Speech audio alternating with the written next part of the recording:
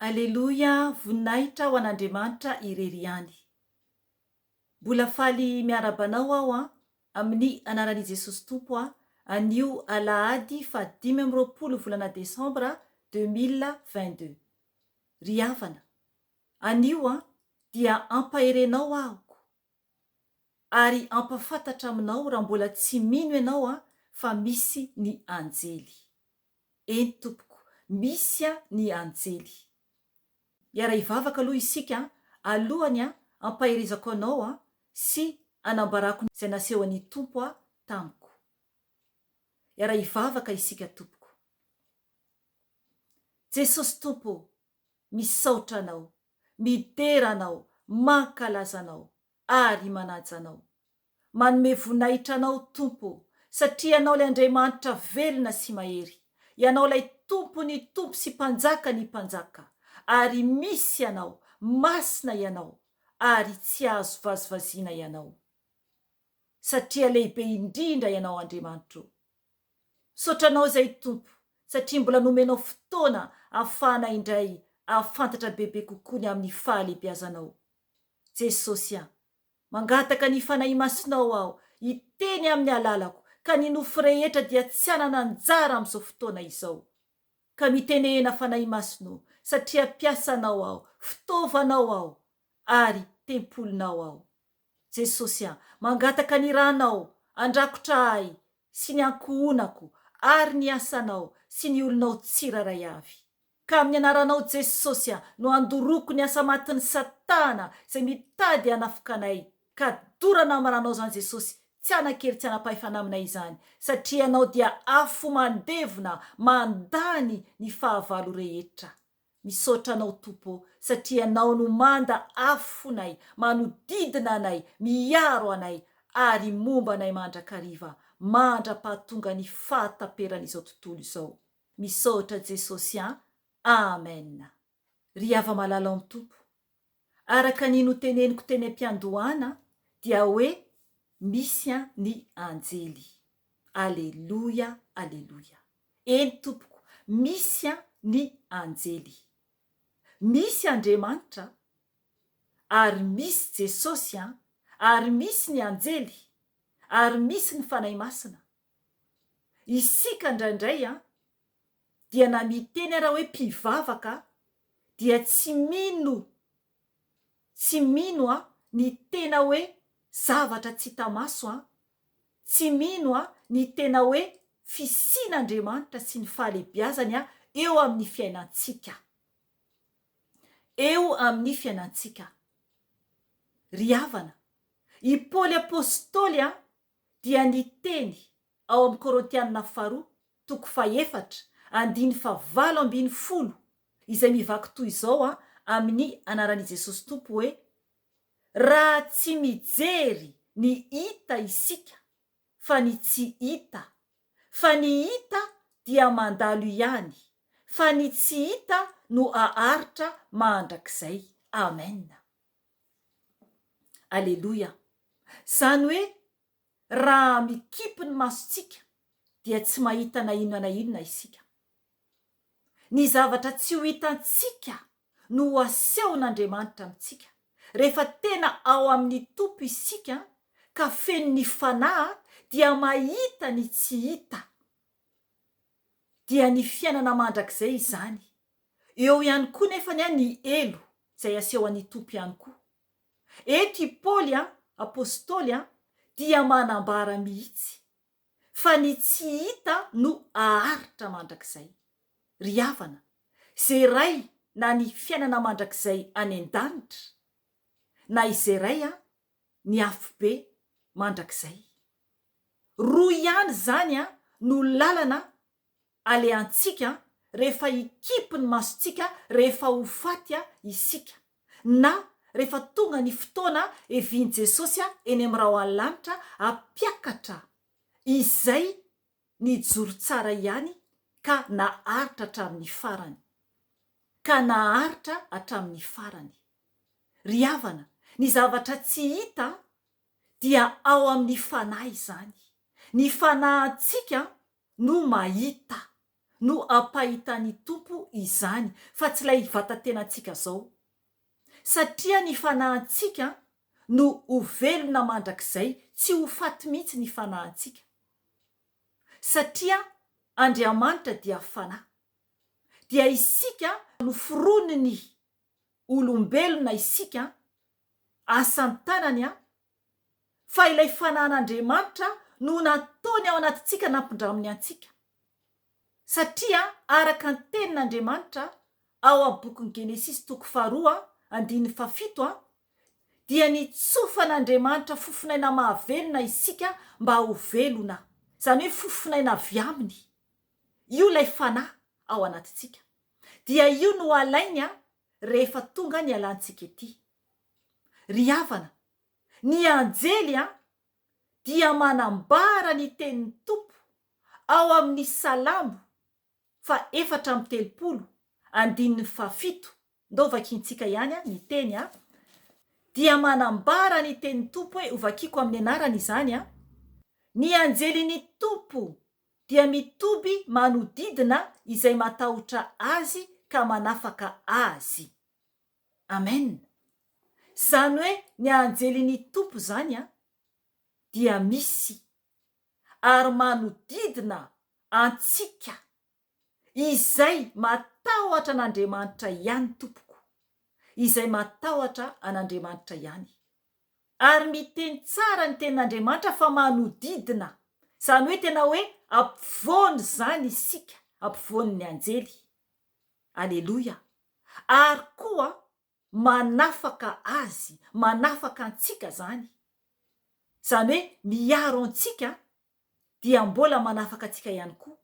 satria ny anjely dia miaramila an'Andriamanitra aleloia aleloia miaramila ny lanitra ry havana ny tantaran'i Zakaria izay vadiny Elizabeta ray aman-dreniny Jaona mpanao batisa no tiany tompo ampaherezina anao anio io tantaran'i Zakaria io dia manambara ny amin'ny fisian'ny anjely tompo zany hoe marobe ny tantara anaty baiboly manambara ny fisian'ny anjely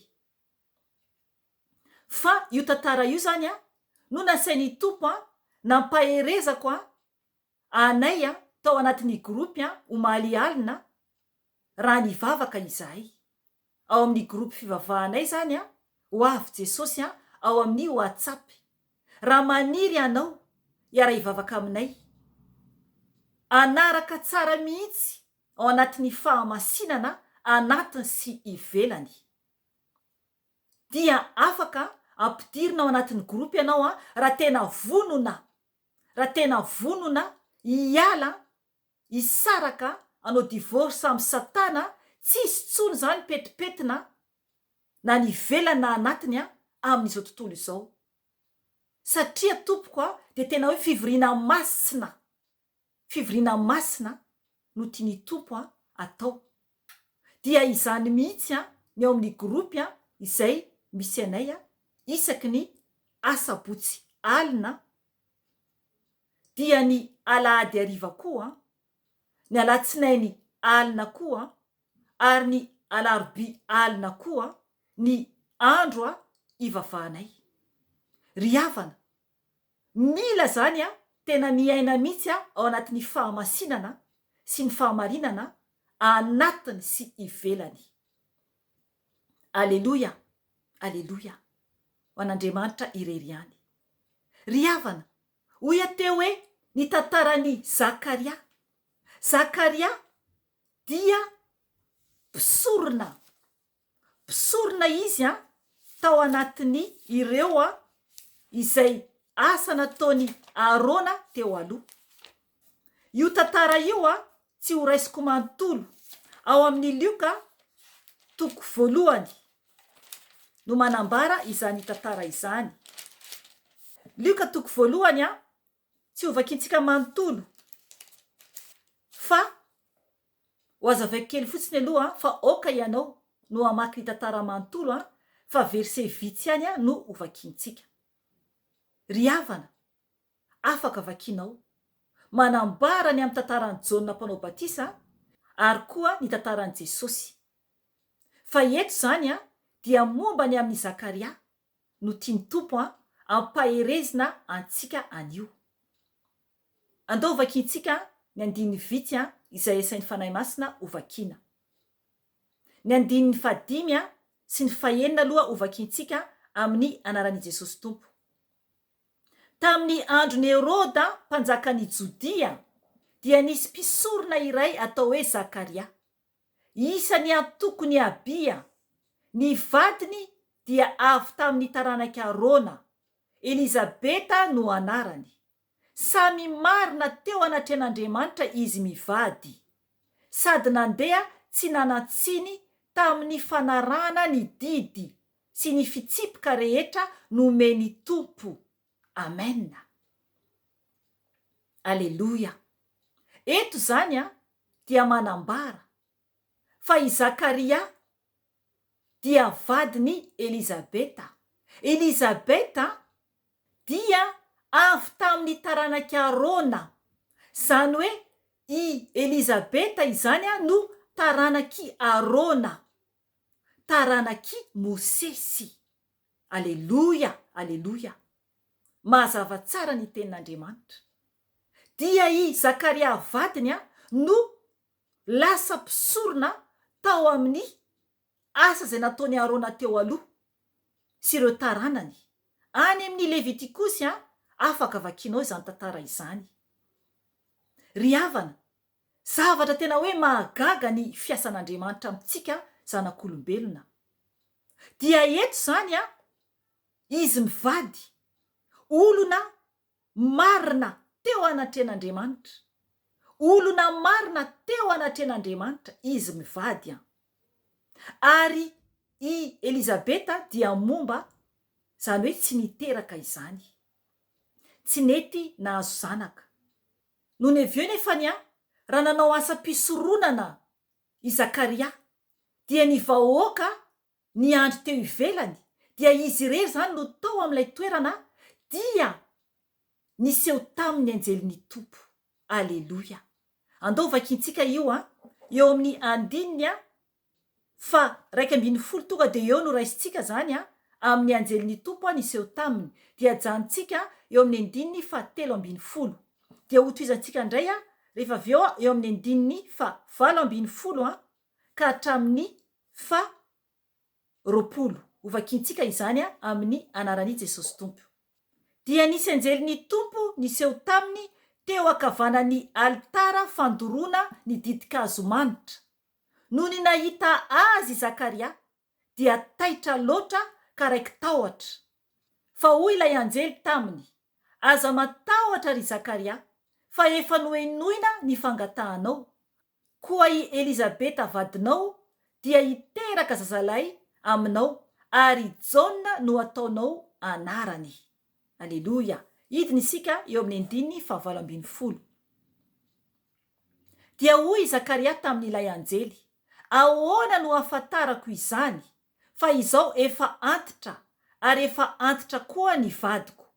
Namaly azy ilay anjely hoe izao no Gabriela izay mitsangana eo anatren'Andriamanitra ary ny ray niteny aminao aho ka hanambara aminao izany vaovao mahafaly izany. Koa indro omoana ianao ka tsy ahay miteny ambara-pahatonga ny andro isehoan'izany zavatra izany. Ho valiny tsy ninoanao ny teniko izay ho tanteraka amin'ny fotoanany. Amen. Aleluia. Ry havana, hitany ilay anjelin'ny Tompo dia niteny taminy hoe hiteraka zazalahy ny vadiny ary ny anarany atao hoe Jaona. Tonga dia efa nomeny ny anarany. Dia mbola tsy nino i Zakaria fa nametraka fanontaniana. Dia entitra be ilay anjelin'ny Tompo ary niteny ilay anjelin'ny Tompo hoe koa indro omoana ianao ka tsy hay miteny ambara-pahatonga ny andro isehoan'izany zavatra izany. Ho valiny tsy ninoanao ny teniko izay ho tanteraka amin'ny fotoanany. Amen. Zany hoe Andriamanitra izany dia entitra tsy azontsika vazovaziana. Rehefa tsy mino isika dia misy zavatra manjoa antsika. Eny ry havana, jerevo eto nametraka fanontaniana fotsiny i Zakaria. Ny teny dia hoe, dia hoy Zakaria tamin'ilay anjely, ahoana no ahafantarako izany? Fa izao efa antitra, ary efa antitra koa ny vadiko. Zay fotsiny teneny Zakaria. Zay fotsiny. Mbola nametraka fanontaniana amin'ny tsy finoana. Nefany lay anjelin'ny tompo efa niseho taminy. Dia ny teny lay anjelin'ny tompo ny teny hoe, izao no Gabriela izay mitsangana eo anatren'Andriamanitra, ary ny rainy hiteny aminao aho, ka hanambara aminao izany vaovao mahafaly izany. Amen. Aleluia, aleluia. Ilay anjely Gabriela, izy no nirain'Andriamanitra hiteny amin'ny Zakaria, izay hitany Zakaria. Ry havana, raiky tahotra i Zakaria tamin'izy nahita ilay anjely. Tompoko, tena goavana be ny anjely, ary tsy takatra antsika everina izany. Tsy takatra antsika everina amin'ny manofo antsika. Isika dia tena kely sy bitika tokoa. Ry havana, ny zavatra nanjoan'i Zakaria dia mona izy, ary no nefa teraka ilay zanany, ary efa eo amin'ny fotoana nanaovana ny didy fotra. I Jona mpanao batisa io zany izay vao afaka niteny i Zakaria. Zany hoe 9 volana taty aoriana. Ny konto moa fataon'ny olona hoe 9 volana dia teraka ny zaza. Izahako tamin'izany iteraka an'ireo zanako dia ny nampahafantaran'ny dokotera, zany hoe nampahafantaran'ny mpampiteraka izany ny ray tamin'ireo zanako ireo dia tsy tena hoe 9 volana, fa efa hiakatra 10 volana vao ho teraka ny zaza tompoko. Dia eto nefany efa eo ampanaovana ny didy fotra vao nosokafan'Andriamanitra ny vavany Zakaria. Nandritra ny 10 volana mahery zany. Aleluia, zay le fahalehibiazan'Andriamanitra.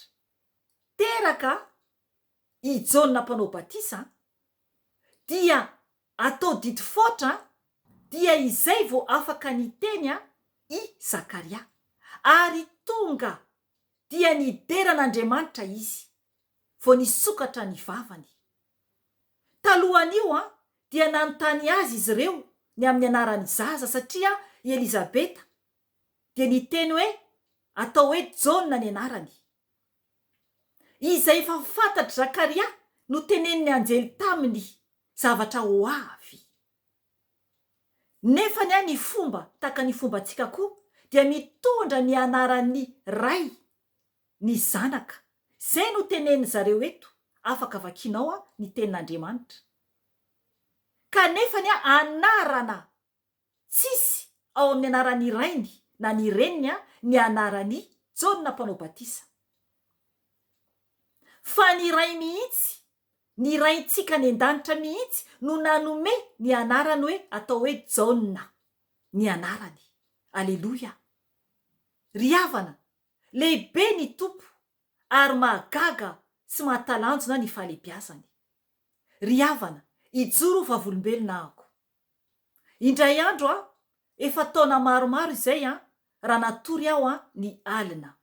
Tsy tadidiko alohan'ny atory raha nangataka tao anatin'ny vavaka aho hoe mangataka ny anjelin'ny tompo hiaro. Tsy tadidiko. Dia tamin'io alina io raha nikipy ny masoko raha natory aho. Tsy tadidiko hoe tao anatin'ny fahitana ve sa tao anatin'ny nofy.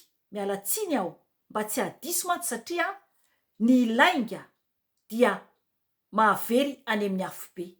Mazava tsara ny ao amin'ny bokin'ny Apokalipsy 1:15. Lainga fotsiny dia mahavery antsika any amin'ny afo be. Amen. Dia raha natory aho na nanakipy ny masoko aho fahitana nanofy hoy aho ny tompo no mahalala dia hitako eo atongotry ny fandrinanay, zany hoe fandrinanay mivady zany dia mijoro eo atongotry ny fandrina amin'ny gorodona izany hitako anjely iray lehibe, zany hoe tena avo be zany izy io tsy hitako zany ny ahavony fa ny afantarako hoe avo be izy dia eo amin'ny tratrany ihany ka hatreo amin'ny kibony eo ihany no ao anatin'ny chambranay mivady, ary ny tanany zany mitana epée, zany hoe tazomina ohatr'izao apetany zany eo amin'ny tratrany zany ilay epée anankiray ngeza be, sabatra zany, sabatra ray ngeza be zany sady lava be zany ilay sabatra, dia hatreo ihany zany no hitako ao amin'ny efitra fatorianay mivady, dia izy zany hita hoe matanjaka be zany io anjely io, dia tsapako ao anatin'ny fampisehoan'ny tompo ahy fa ny lohany zany any mihoatra ny tafitrano. Aleloia, aleloia, satria ry havana ny tranonay dia misy etazy ray mbola ao ambony zany ny etazinay mivady, dia ambanin'ny efitra misy anay mbola misy koa zany etazy ray zany any ambany.